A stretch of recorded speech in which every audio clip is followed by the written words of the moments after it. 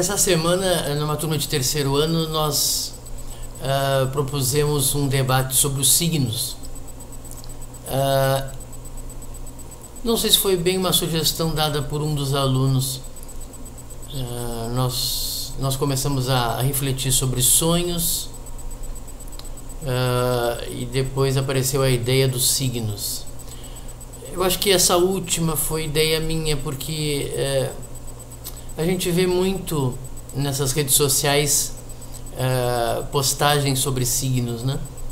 E mesmo ao conhecer pessoas, nós não conseguimos deixar de, desde o momento que a gente ouve alguém falar que é de determinado signo, a gente já tem conosco, né, uma ideia, pelo menos mínima, do que seriam as características de cada signo. Isso está tão impregnado, né, na gente, mesmo que nós não acreditemos em signos ou achemos que astrologia é bobagem, como normalmente a gente ouve os cientistas dizerem, né?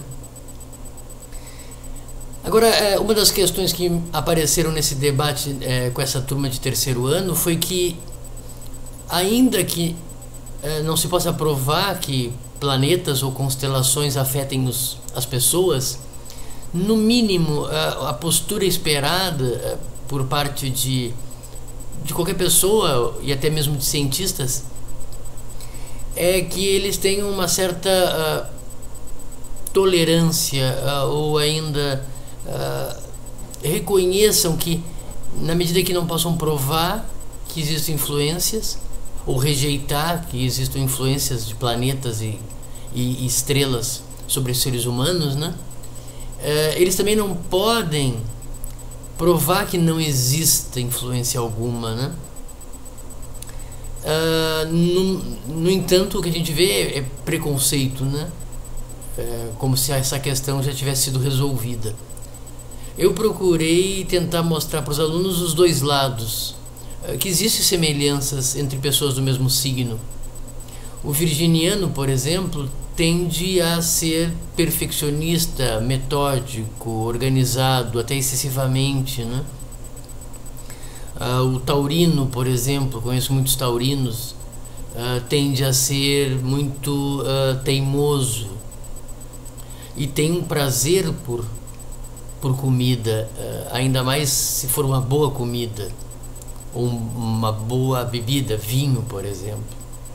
Então, não é possível a gente, diante de tantas semelhanças, rejeitar, porque nós estamos acostumados a ver a astrologia como uma pseudociência ou nada de científico, né? Eu procurei argumentos para tentar mostrar, por exemplo, que talvez planetas e estrelas possam nos afetar. Eu lembrei a Lua, né? A Lua exerce influência gravitacional sobre os oceanos da Terra. E a Lua é bem menor que a Terra, e ainda assim ela exerce alguma influência, né? Que dirá outros planetas muito maiores que a Terra, como Júpiter ou Saturno, né? E mesmo estrelas. Vamos imaginar que a Terra perto do nosso Sol é como se fosse um ponto. Um ponto que você faz com uma ponta de um lápis, por exemplo, ou de uma caneta. Só que o nosso Sol também pode ser comparado a um ponto que você faz numa folha, em relação, por exemplo, ao seu tamanho, né, ao tamanho de outras estrelas. É claro que esse exercício é também um exercício dialético, de tentar entender outros lados, outras perspectivas, né? Tentar conciliar aqueles que dizem que se deve buscar conhecimento que você sabe provar, apresentar explicações justificativas, isso é ciência, né? Mas por outro lado, tentar conciliar com essa sensação, essa intuição de que parece que pessoas que nascem numa determinada época do ano, elas teriam características comuns, e aí nós chamamos isso de signos. Eu encontrei na internet a explicação dos equinócios e solstícios, né? Para tentar mostrar que talvez um virginiano, mesmo nascendo no hemisfério norte, no final do verão e início da primavera, e um virginiano nascendo no hemisfério sul, no final do inverno, isso, né? Inverno e início da primavera. Perdão, me permitam corrigir. O hemisfério sul, o virginiano nasce no final do inverno e início da primavera, e no hemisfério norte, o virginiano nasce no final do verão e no início do outono, né? Ainda assim, tendo abandonado a ideia de tentar explicar os signos pela estação do ano e a temperatura na qual o bebê nasce, eu pensei no primeiro momento que isso poderia afetar as pessoas, seu temperamento, mas diante do fato de que nos hemisférios norte e sul as estações são invertidas e, portanto, as temperaturas são bem diferentes, ainda assim, através da noção de equinócio e solstício, se vocês procurarem na internet vocês vão entender. No equinócio é o período, é o momento da revolução da Terra, né? Do movimento da Terra ao redor do Sol, em que ela está mais próxima do Sol. Ainda que no hemisfério norte e hemisfério sul, ainda que eles recebam intensidades de luz solar diferentes, mas ainda a uma certa distância do Sol. Isso seria algo comum entre o virginiano ou o taurino ou qualquer pessoa de qualquer signo, tanto do hemisfério norte como do hemisfério sul. Quer dizer, todo esse meu esforço é para mostrar que nós poderíamos buscar provas de que talvez os signos seriam afetados igualmente, independente de estarem no hemisfério norte ou sul.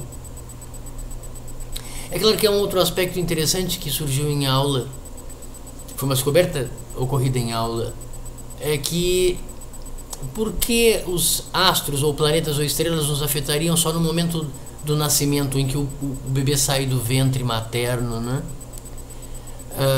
Você pega o virginiano, nascido em setembro, por aí, e você você regride até o momento da sua concepção, né?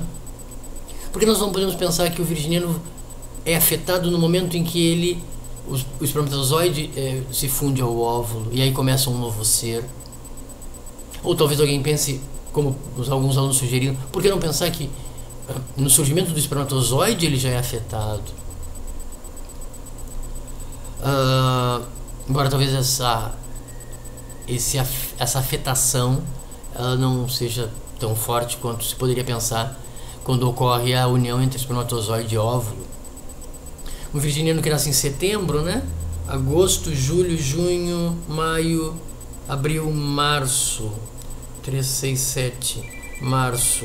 Pode ser nascido em março, fecundado em janeiro. Em janeiro, né? Então, o virginiano concebido em janeiro, né? É isso, né? Janeiro, fevereiro, março, abril, maio, junho, julho, agosto, setembro. Não, concebido em fevereiro, para fechar 9 meses. Ele poderia-se pensar que o melhor, o mais racional, o que faz mais sentido seria ele ter sido na concepção, ele ter recebido alguma influência dos astros à nossa volta, né? Especialmente os mais próximos, organizados, né? Esses astros numa certa ordem, numa certa posição. Acho que nós não podemos descartar essa influência dos planetas. Agora, é claro que você poderia pensar, bom, de que maneira eles afetariam, né? Porque será que eles alterariam o DNA? Ou só afetariam depois do cérebro formado? E de que maneira eles alterariam, os planetas afetariam, né? O cérebro captaria todas as influências à sua volta e isso contribuiria ou afetaria para o desenvolvimento de uma determinada personalidade? É uma coisa que parece óbvia, só para terminar esse vídeo, é que o feto é muito mais fácil explicar a personalidade de um bebê, né? Ou de um feto a partir das suas influências mais próximas, né? A sua mãe, ou mesmo que ele nasça num clima quente, ele poderia ter pego algum resfriado ou uma doença mais séria, e isso poderia afetar a sua personalidade, né? Não precisaríamos recorrer à ideia de uma influência planetária ou estrelar, né? Ou estelar. De qualquer maneira, é claro que muitos alunos eles reclamaram a ideia de que nós não acreditamos mais na influência de deuses, né? A ideia de signos é que deuses nos afetariam e influenciariam nossas vidas. Evidente que isso não parece fazer sentido, não só porque a nossa cultura é monoteísta, né? A ideia de um deus e não muitos deuses. Embora muitas pessoas ainda acreditem na influência de um deus, né? Mas ainda eu acho que é um espaço para a ciência compatibilizar, conciliar a ideia de que talvez o universo físico pudesse afetar a nossa personalidade, nossas emoções, né?